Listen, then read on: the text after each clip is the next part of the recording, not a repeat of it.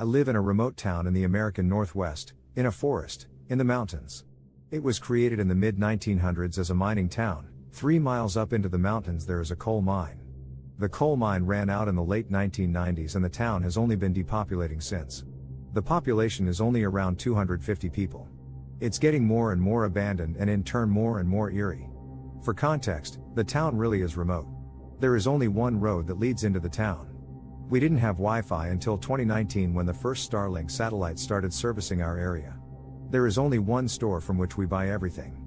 Our town is in a small creek valley, so naturally, it's perpetually covered in fog. I remember going hunting with my father in the thick fog, trying to shoot down a deer, surrounded by nature. I remember going to the one diner we had for my birthday. Instead of a cake we were always served a large steak, so that's the birthday food I always had. I have 3 brothers, all significantly older than me, so they left the town into the wide world many years ago. Only I remained. There were a few other kids in the town, kids I regarded as my siblings, but even then my parents were my whole world. Everything I know, my parents taught me: writing, reading, math.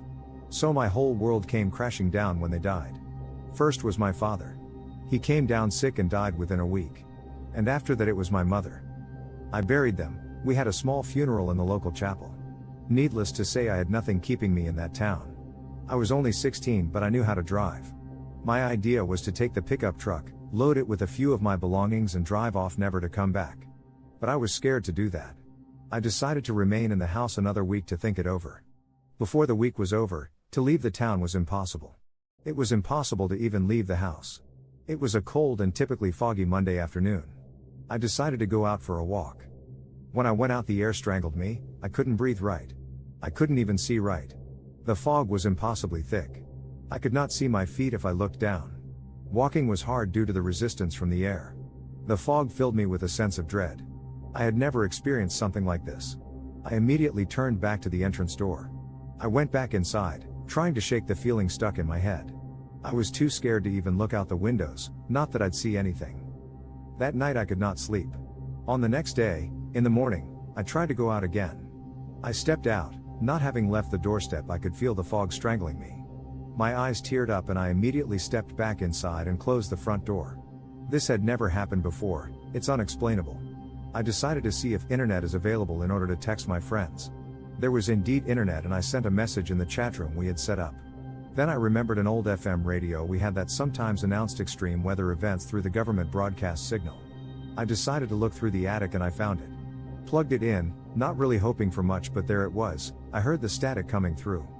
I tuned it to the signal of the government broadcast and as I expected, there was nothing. My friends had not contacted me either. There was no response. Later in the day all internet cut off. The next day the fog was still there, potent as ever. I began to panic a little. Went through all the food in the house. We ate mostly canned goods, except for when me and my father caught some animal while hunting, but other than that the town store only had canned goods stocked to it. I had enough for maybe a month if I was careful.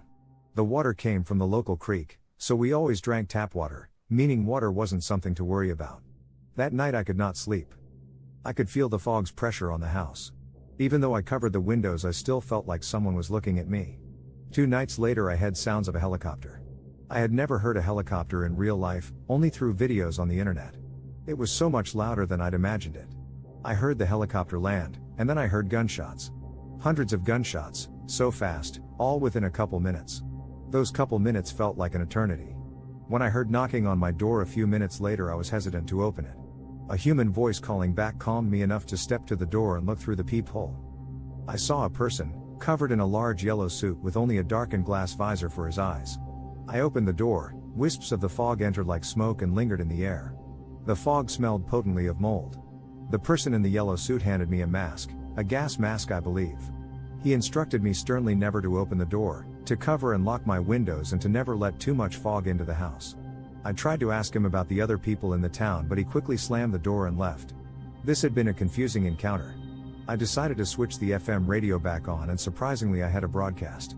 It was a weather warning broadcast instructing me the same things the man in the yellow suit had done earlier. What was in that fog? Why had it come? I asked myself these questions constantly over the next week. I felt myself losing grip over time and reality. The FM radio blabbered the same things once every hour. I kept it on so I could hear human speech and keep track of time.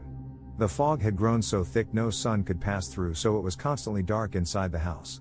Either that or the newspapers I'd layered over the windows suddenly stopped letting light through.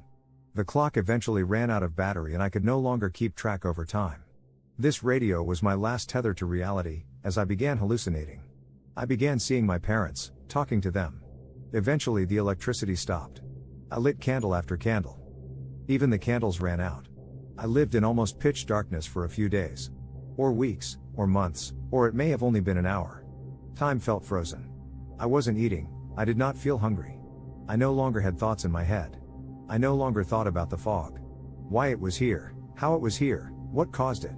Who created it? 2 hours ago the electricity came back on and so did the radio. The broadcast said the fog had gone back to normal, that it was safe outside. This sudden change brought me back to reality. It woke up my brain enough to write this message. Whether it is safe outside or not I do not know, but I do know that this message will have documented the past events in case of any further problems. I plan on going out to see what's left of the town.